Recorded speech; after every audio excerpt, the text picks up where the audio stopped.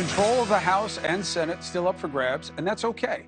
Let's discuss the takeaway. We just talked to Bill O'Reilly, not an ideologue, but seems to favor the right side of the analysis. And now we have the host of the most popular online news show, a true lefty who is not happy with his own party after last night, Cenk Uygur of the Young Turks, friend and friend of show. It's good to see you, brother.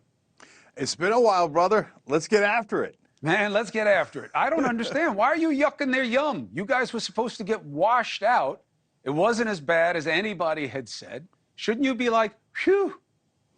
Well, Chris, I am, but on a different count. So, first of all, I'm thrilled that the Trump-backed loonies lost. It's great for democracy.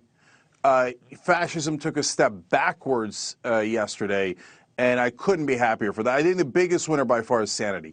But what it's doing is it's covering up for some of the Democratic weaknesses. So, for example, you have to give credit to the Democrats on the things that they did right? So they ran on abortion, and guess what? It worked in Pennsylvania. They ran on democracy, and that definitely worked, especially against the Trump-backed candidates, right?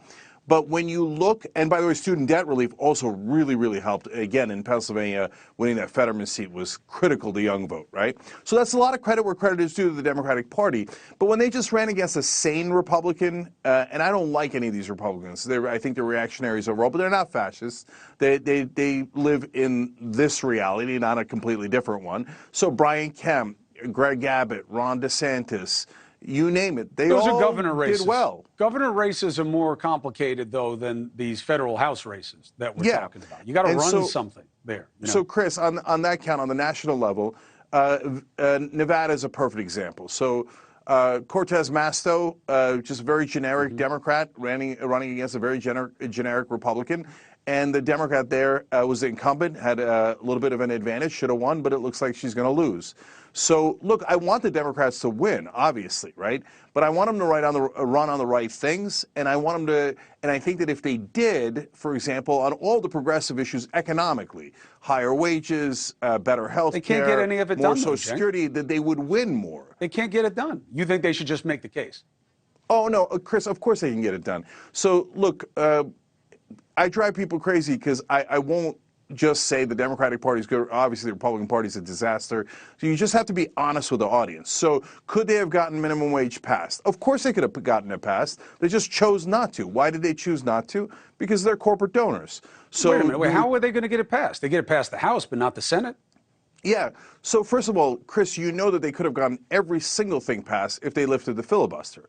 So they chose not to do that. Why? Again, it's because of Pandora's their donors. box, brother. Pandora's box. It's Once not you at all open that Pandora's up, box. You It's Pandora's reduce box the to Senate what? To voting rights, to higher wages, better health care? Well, how's that a Pandora's box? I'm not arguing the policy propositions. I'm saying process. Once you do that, the Senate is not special anymore. It's just an extension of the House, and 50+1 will get it done. You'll never get consensus. You'll never get saner minds on anything.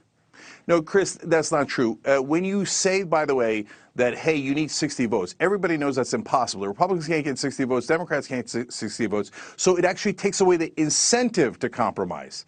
It entrenches the Republicans and the Democrats into, we're never ever going to compromise because you're never going to get 60 votes. So whereas if you had it at 50 votes, which, by the way, is called a democracy, where the majority rules, at that point it would force people to compromise and get to actual legislation. But, Chris, this is a super important point. They actually do lift the filibuster every once in a while. They make it seem like, oh, it's so sacrosanct, they'll never lift it. But when it was the debt ceiling that was on the line, do I think they should have lifted it for that? Of course I do, right? But it was their beloved stock market that was on the line, and all of a sudden they lifted it like that. But when it came to voting rights, they wouldn't do it. When it came to Harry Reid did it with judges, and that's what led you guys to be in a situation where it got ugly for you with the Supreme Court. No, but by the way, I believe in democracy. So when people say, oh, well, if you lift a filibuster and then the Republicans have the majority, they could put in any judges they like. Yeah, that's called democracy. And when we win, we put in the judges we like and we pass the policies we like. Chris, corporate America, and CNBC just did a report on this, and they say it proudly. They love gridlock. The market went up when they thought they were going to get gridlock, and then the market went down today when they were worried that they weren't going to get gridlock. Why? Because it maintains the status quo. It maintains corporate rule, lower wages for everybody. And Democrats have winning issues. They just have to actually implement them, pass them, and then proudly run on them. Hey, thank you for watching. Please go to newsnationnow.com, newsnationnow.com, and you can find News Nation on your television provider. And don't forget to click the red subscribe button down below. Then you will get more of News Nation's fact-driven coverage.